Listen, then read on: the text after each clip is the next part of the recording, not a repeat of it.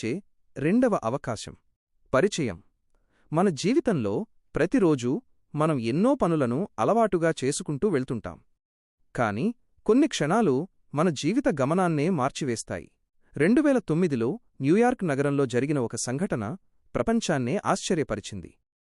155 మంది ప్రయాణికులతో వెళ్తున్న ఒక విమానం గాలిలోకి ఎగిరిన కొద్దిసేపటికే పక్షుల గుంపు తగిలి 2 ఇంజన్లు ఆగిపోయాయి. మరణం కళ్లముందు కనిపిస్తున్న వేళ పైలట్ చాకచక్యంతో ఆ విమానాన్ని హడ్సన్ నదిపై సురక్షితంగా దించినప్పుడు అందరూ ప్రాణాలతో బయటపడ్డారు. ఆ రోజు ప్రాణాలతో బయటపడిన ఒక ప్రయాణికుడు అన్న మాట మనందర్నీ ఆలోచింపజేస్తుంది. ఇది మా జీవితంలో మాకు లభించిన రెండవ అవకాశం. 1. ప్రతి ఉదయం ఒక నూతన అవకాశం. మనం విమాన ప్రమాదాల వంటి పెద్ద విపత్తులు జరిగినప్పుడే జీవితం విలువను గుర్తిస్తాం. కాని నిజానికి ప్రతి ఉదయం మనం నిద్రలేస్తున్నామంటే అది దేవుడు మనకిస్తున్న రెండవ అవకాశమే.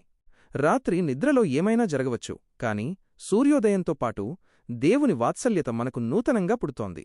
మనం నిర్మూలము కాకుండా ఉన్నామంటే అది కేవలం ఆయన కృప మాత్రమే. మన సామర్థ్యం వల్ల కాదు, ఆయన నమ్మకత్వము వల్లనే మనం ఈరోజు సజీవంగా ఉన్నాము. 2. నిరీక్షణకు ఆధారం మైనస్ దేవుని నమ్మకత్వం. కష్టాలు ఎదురైనప్పుడు, ఆర్థిక ఇబ్బందులు చుట్టుముట్టినప్పుడు, లేదా అనారోగ్యం పాలైనప్పుడు మనం నిరాశ చెందుతాం. కాని అంధకారంలో ఉన్నప్పుడు కూడా మనం ఒక మాట ధైర్యంగా చెప్పగలం: దేవుడే నా భాగము.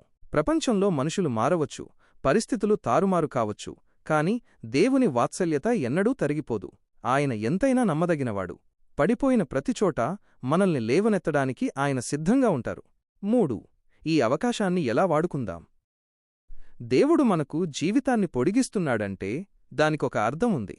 రెండవ అవకాశమనేది కేవలం గాలి పీల్చుకోవడానికి మాత్రమే కాదు, కృతజ్ఞతతో జీవించడానికి ఇవ్వబడింది. గతంలో జరిగిన పొరపాట్లను సరిదిద్దుకోవడానికి ఇది సమయం. ఆయన నమ్మకత్వానికి మనల్ని మనం అప్పగించుకోవడానికి ఇది సమయం. మనం పొందుకున్న ఈ కృపను ఇతరులకు పంచిపెట్టడానికి ఇది సమయం. ముగింపు. ప్రియమైనవారులారా, హడ్సన్ నదిపై జరిగిన అద్భుతం మనకొక పాఠం నేర్పుతుంది. ప్రమాదమంచున ఉన్నవారిని దేవుడెలాగైతే కాపాడారో అలాగే పాపంలోనో బాధలోనో ఉన్న మనల్ని ప్రతిరోజూ ఆయన కనికరం కాపాడుతోంది.